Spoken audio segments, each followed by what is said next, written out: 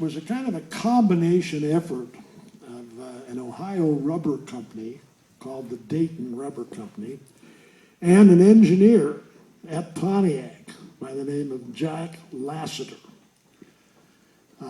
They both got the idea that a body-colored front end was ultimately going to become stylish.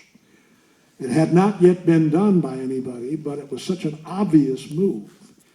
Well, at the same time, they were working on this new substance, this new kind of rubber-involved substance, which they called Endura, and decided that the combination of the body-colored front-end styling and the introduction of this new Endura material would make a very nice dual effort, and especially kind of introduce an all-new 68 Pontiac GTO, which was the first major styling change that had been done to the car since its introduction in 1964.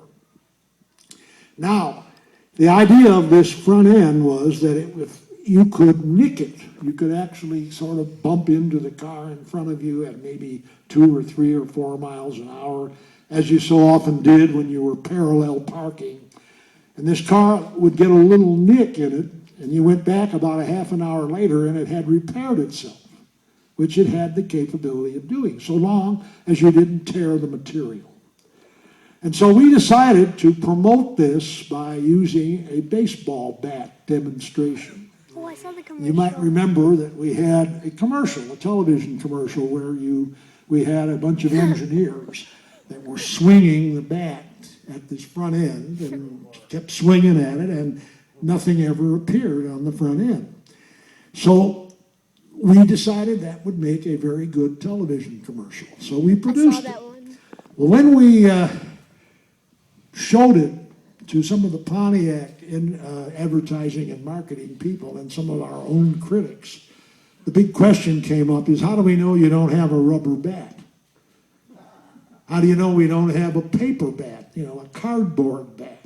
It doesn't work. It's not believable. So we had to go back and redo that commercial, this time using a crowbar. That they were using a And then we actually went further than that when we showed the gentleman who was swinging this crowbar at the front end.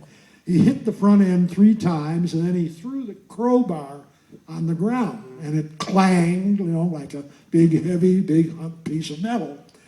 And that satisfied every one of the critics. Well, that really impressed the Motor Trend people. And when they saw that commercial and they got a chance to really examine that front end, that was really the decision maker that they came up with, that by God, this is a significant development and it deserves a Car of the Year award.